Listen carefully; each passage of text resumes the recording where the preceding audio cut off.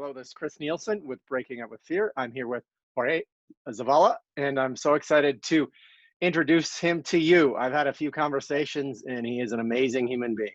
Why don't you introduce yourself, Jorge, and tell us what kind of story you want to tell us today? Okay, well, thank you very much, Chris, to having me here. And I really enjoy the concept that you say, how to break about the fear.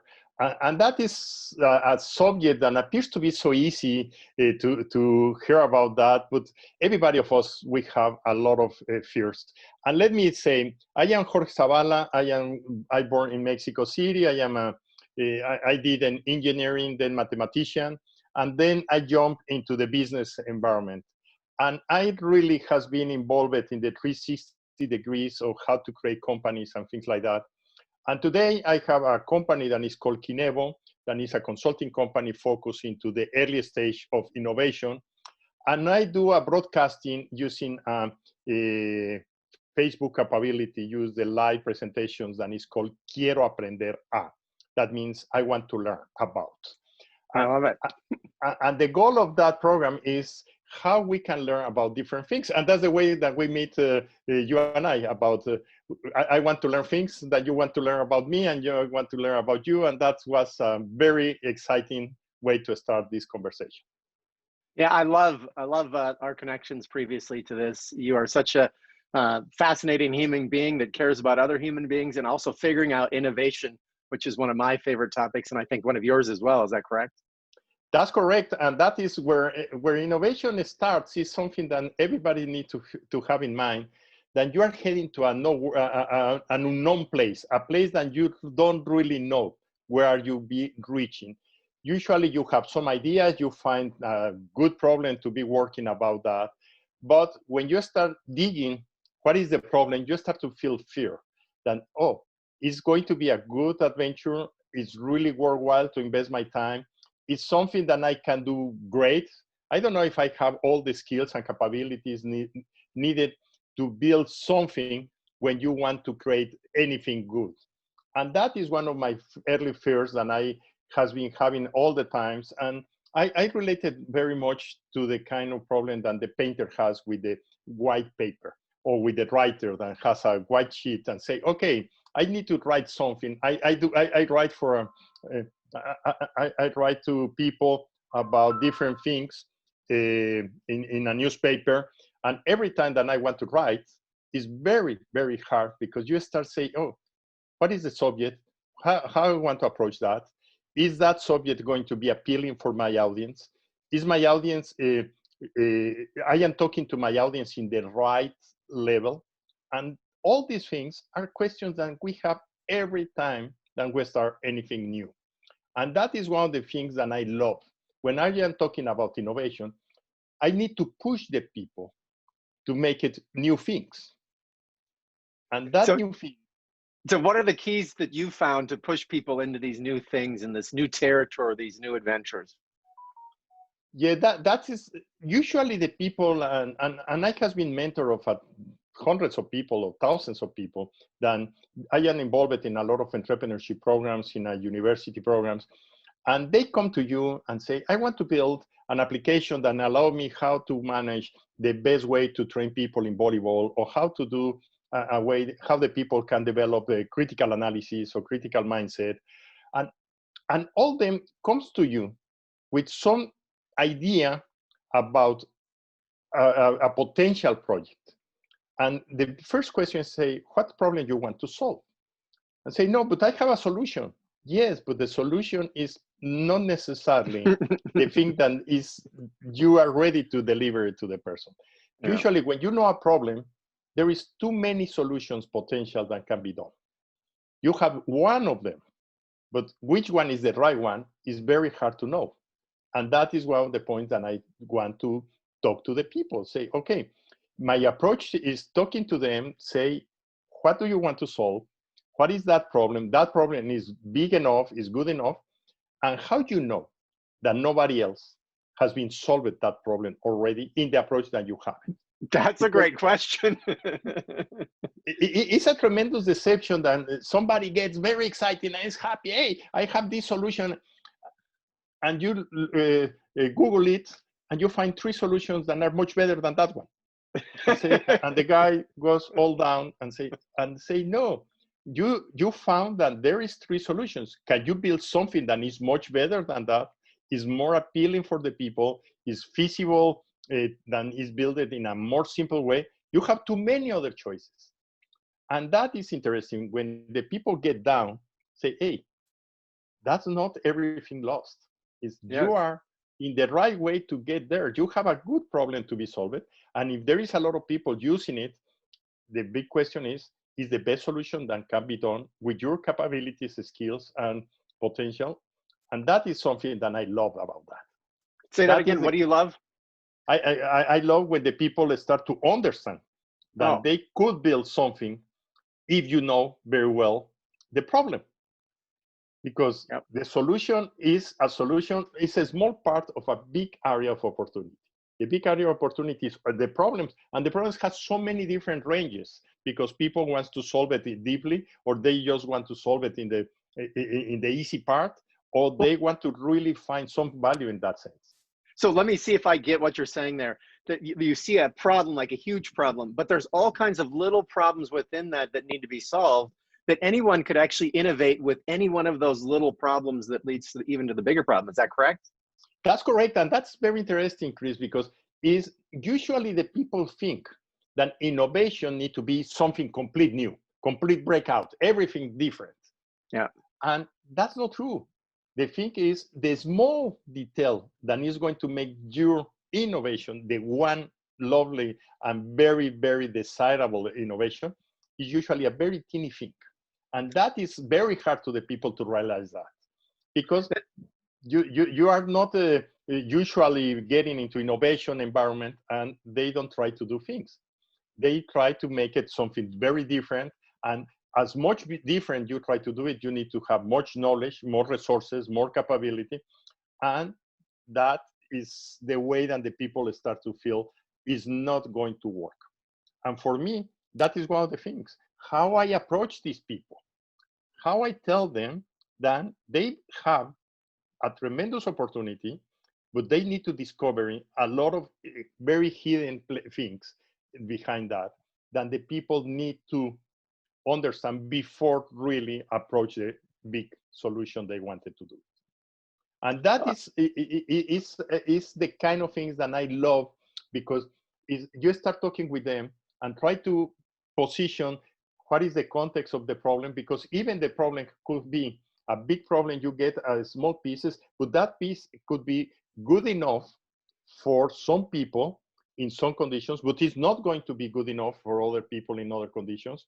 Or maybe some people can afford this one and cannot afford the other one. There is too many trade-offs that appears to be doing innovation is like a circle in three locations. You need to do things in 3 different areas, and then you try to combine in a way that get a concentration in what you want to really do in a best way. And that context allow you to generate some kind of problem analysis, how you do that analysis, and the creativity is when they start. A lot of people, that's one of the fears that I have. The people say, hey, I am very creative. Okay, that's fantastic. I can do innovation. No, you need creativity to do innovation, but not all creativity is innovation. That's a very different thing. Well, let's talk more about that when you say that. So tell me more about that. So when you explain that, how do you explain that? Well, I try to say to people, it's okay. You want to create something new. Okay, it's very nice. You want to build a car that is complete transparent, and say, okay, how I build a car that is complete transparent? It's very hard. It's no way that I can build an engine that is fully transparent today and say, okay, that is something that you need creativity. How you are going to break that? You created the creativity of analyze the problem, but now you need to be very, very smart to get what needs to be done in a way that you can solve that problem. And that is the elements. The people believe that innovation is just being creative, that you create something that is unique.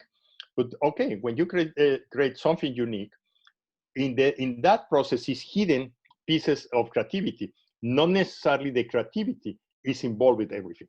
And that is the very different point of view from my point. Nice. I like that. So, can you say that in another way? Can you use another metaphor for that that would make it more concrete for people? That's a very tough question. You are asking me to be very creative, and that's I love that. I That's am, because look, you were explaining some insights that I don't think a lot of people get, and in fact, I probably don't see. I mean, you've looked at this in a way that's unique to me too. That's one of the reasons I love talking to you. yeah. Is you look at this innovation and creativity aspect from multiple angles that I haven't looked at it. Yeah, for instance, a friend of mine one day, he was teaching some kind of how you build tools, and he said how to build a saw that can be done, and say, okay, you can build a saw, and the easy way is you have some way, and you have the two hands and use it. But now, what happens when you need to do in a specific places where you have just one hand? How you do that? You need creativity in a way that say, okay, in order that you solve the problem, to create the innovation, you need to figure out how I can make a very, very strong way of handling that, is design the saw in a way that has a very high weight in some way, and help me because I am not allowed to get into the place because it's very narrow, or something like that. You need to have a creativity in which way you can replace the other hand. And that is where you work out in how you do things differently. Now, when you created that, you figure out using the creativity. Now you need to build it, and when you build it is where the innovation happens. Not when you have the bright idea. Okay, I need to do it in one way, and the creativity is everything that helps you to solve the problem in some way, and that is the kind of things that I like it. And that is very much into creativity is related to ideation. How do I create different ideas, and that ideas, how that ideas is going to be different, and how do I build some kind of trade-offs that is very hard. And from the fear point of view, that's another point in the stage, because really in this process that we're talking, you have too many stages where you have fear and say, okay, I try to explore for different ways to solve the problem. And somebody asks, and when do you stop exploring? Oh boy, that's a hard question. And you feel afraid because, hey, I never has done everything so much enough to find the best solutions. But you need to have a trade-off. Is you can do some very smart innovation where you explore and you have 10 solutions possible, or 10 ways to solve the problem, and say, okay, I'm going to choose one of them. And that you need to make decisions, and that making decisions is where the people has a lot of fears. Right. So a lot of people's fears actually start when a decision needs to be made. Completely. And say, and a lot of people say, I want to explore more and more and more because I am not satisfied. But you say, okay, you have to deliver these solutions in 30 days. If How do you help people, like the example you gave, let's say they have 10 solutions. How do you help them choose the one? Yeah, I use something that is called the double diamond. Is you have the problem, you explore the problem, and you define which part of the problem you want to solve. And that means you go up, find a lot of divergence, and have a critical stage that is a complete random decision. When you stop seeking for this, is okay, you say, I have 30 days. Why you don't allocate 3 days to find all the elements of the problems, make the definitions in another 3 days, explore which solutions to go, is another diamond going up, and then you try to narrow and design the solution in a perfect situation. That means problem, define the problem, and get the solution. That allows you to have that. And I say, the first thing that I help the people is, what is the time frame that you have to solve these things? If you don't set a complete fixed time, you're always going on and do I do that better tomorrow and tomorrow and tomorrow. And 3 years later, what is your solution? It's nothing done. Yep. You say you need to go fix a time. Sometimes it's a very rational point of view, and sometimes it's a complete irrational point of view. And that is something that is quite important. You get into the stages, and that each one of the stages implies a decision, and that decision all the time say is enough, and never is going to be enough. But you need to make a decision. That is the kind of things that you need to accept. Maybe next time you have another time opportunity to redo the version 2, version 3, or version 4. But if you don't set into the what you need to do in the 30 days, you are going to be expanding. And the ideas are like the gas. They take all the space available. And you said this, and let me make sure. You said you've mentored hundreds, if not thousands of people. Was that right? That's correct, yes. So you've mentored and you were close at hand with them. How have you helped them get through all these fears that they're facing in terms of innovating and creating? Yeah, the usual way is, first and all, when they approach me and say, I want to build something, and say, okay, how serious are you? How you set your time? Okay, you want to do something because you like it, because you want to improve your life, because you have the pleasure of building something. Try to identify what they are trying to achieve. I say, okay, I just want to point out too that just the question you ask, how serious are you? Because when you know that if they're halfway serious, you might not want to spend any time on it. If they're really serious and committed, you know there's a much better chance to succeed and actually break through some fears. That's right, and it's very important. Is even than say I am very serious, you need to validate the seriousness of the people. Right, you keep. I love conversations like. So you don't take them just saying I'm serious. You want to make sure that they are actually serious by validating. So how do you validate with someone that how they're serious? The first thing is you set a time frame and say, okay, why you don't work in the first stage, and we talk in a week. And say in a week they come, oh, I was very busy, I didn't have time to do. Oh, That's not so serious. This is like you make a commitment, and you need to pursue that commitment until you really make it. Yeah. Sometimes people approach you, say, okay, I didn't achieve the results that I wanted, but I tried all these elements, and I am lost. At least you see the interest and the evidence that the people is trying to do the things. Yeah. Okay, in that sense, you may need to help them in two levels. First, in how to organize their mindset, and then in how to achieve things. And you start looking what can be done. And everybody. I love that.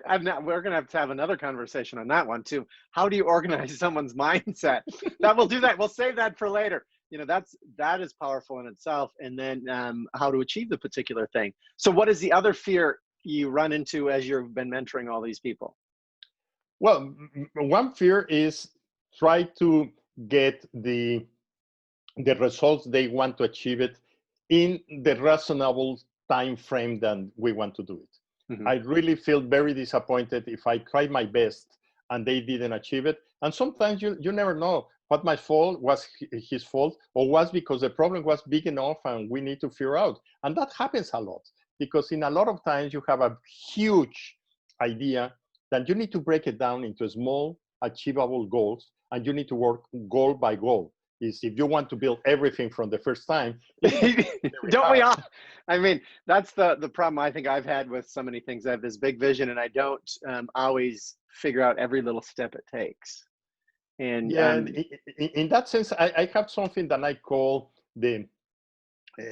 well, it's not I call it, Jerry Porras called that the big hack, the behavioral audacious goal. You set a huge goal and say, I want to go there. Okay, now that could be in 5 years, in 3 years. What can be done in 3 years? What can be done in 3 months? What can be done in the next week? Yeah. When you learn that, you have a goal. It's good to have a moonshot, a big hack goal, very big in some way. That's fantastic.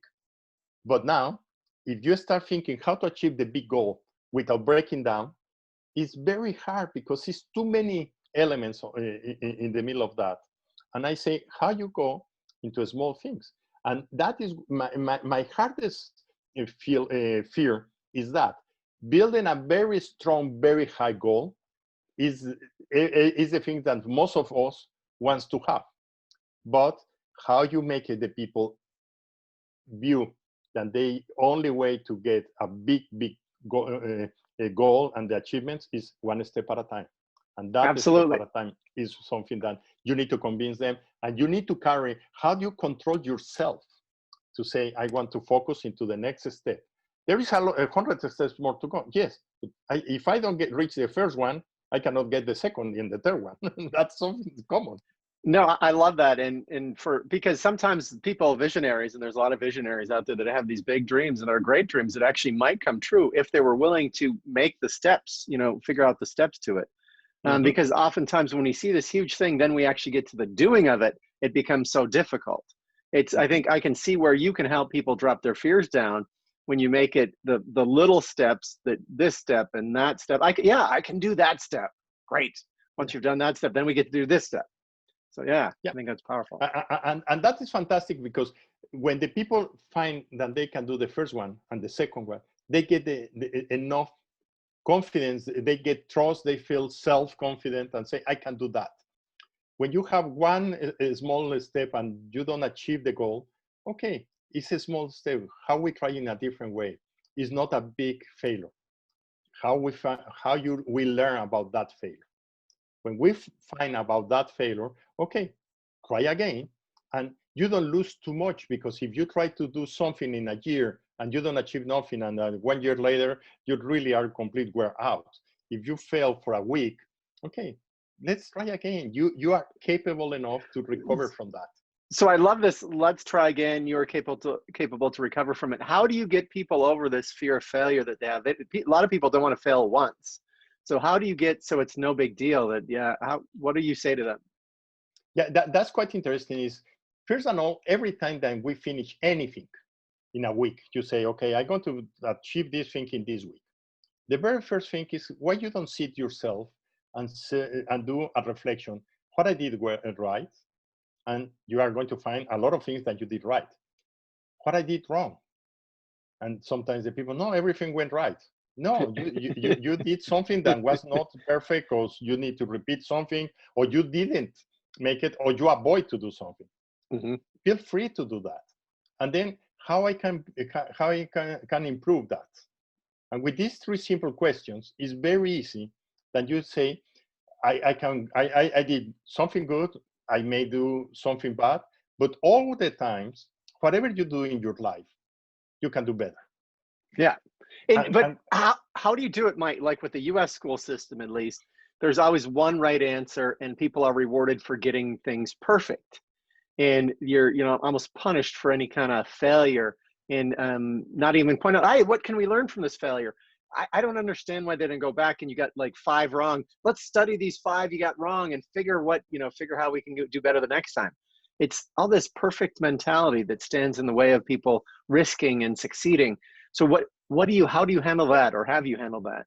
Well, that's a very typical thing, and that depends always where you are. For some countries or some cultures, failing one time is a complete disaster. For other people, say, I can learn from there. And Silicon Valley is one example of that, and say, fail fast. And it's not fail fast, fail smart. That means don't worry to be failing, but as long as you learn from that failing, that's good enough. So let's say that again. So fail smart is, what's the definition of failing smart? Is you need to, when you fail, you need to learn from that and say, okay, I did this thing wrong.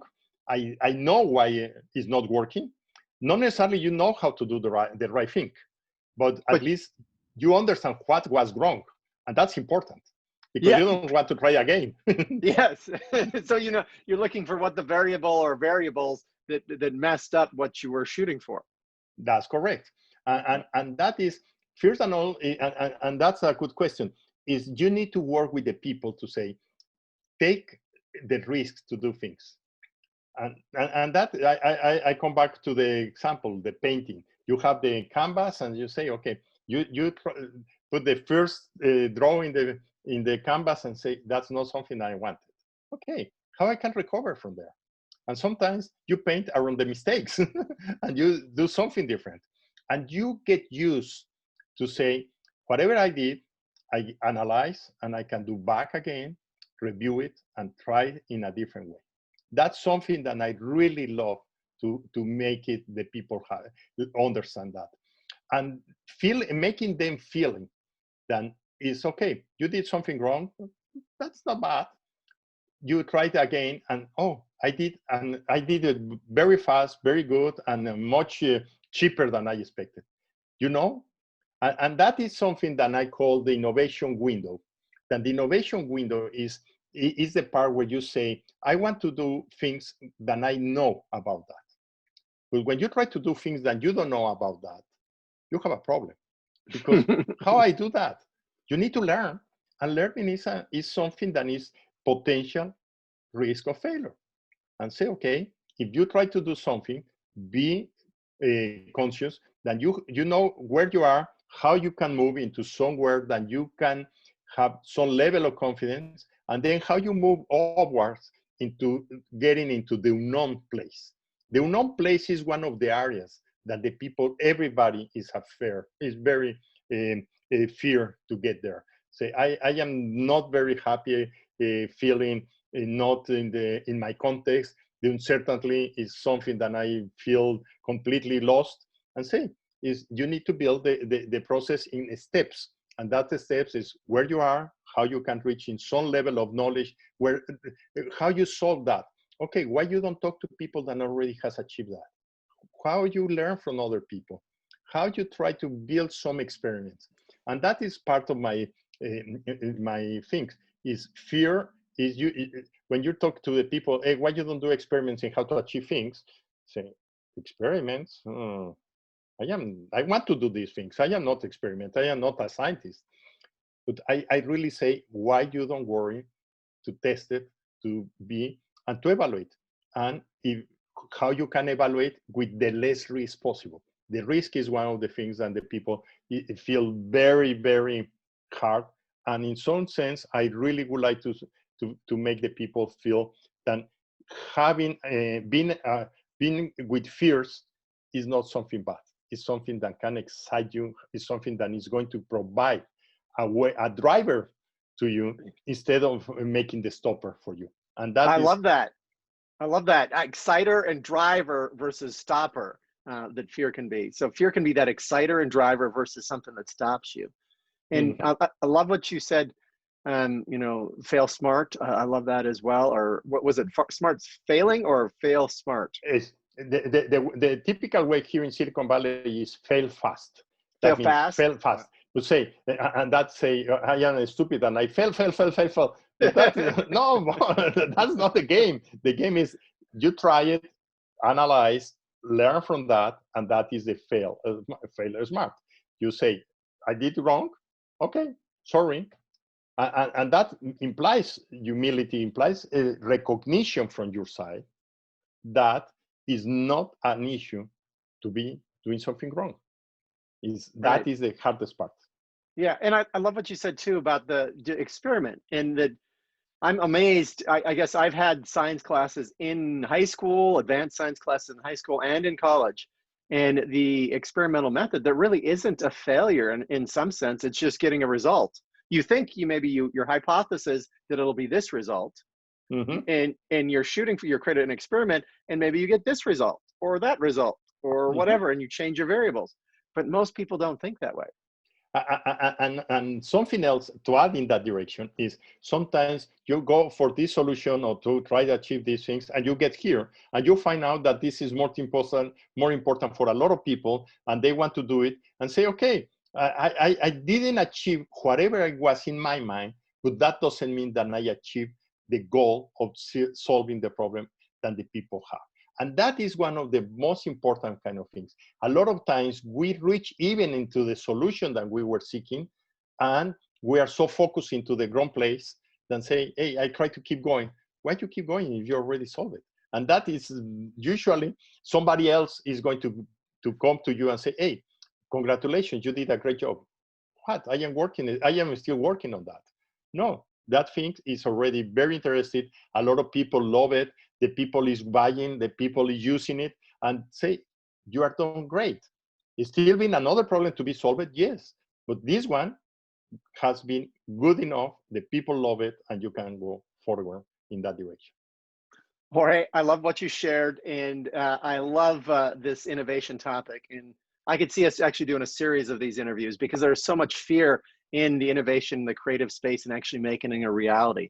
And I think that's one of your specialty, is helping creative, innovative people actually bring their dreams and things to reality. But why don't you, as we wrap up, why don't you share how people could reach you and what you specialize in, and anything you want to share and how they can connect with you? Okay, well, I am very easy to find me in LinkedIn, Jorge Zavala. If you find me, it's Zavala55 is the way that a lot of people know me. And is something that you can reach me through LinkedIn, send me a message and say, I want to learn about. But I am very important is I receive a lot of invitations from LinkedIn, and I want, tell me how you find me, tell me what you want to do. Because if you say, I want to connect with you, too many people wants to connect, and you need to call the attention. You need to really break out the ice. Don't feel fear to break it down. Thank you so much for doing this. And I want to do it again on other topics around that, because there's so much fear, and you've touched on so many different aspects that we could have, hours conversation on. But it is a pleasure. Thank you so much. Thank you very much, Chris. And really, I enjoyed this conversation, and happy to have any kind of other talks about that. All right. Thank you.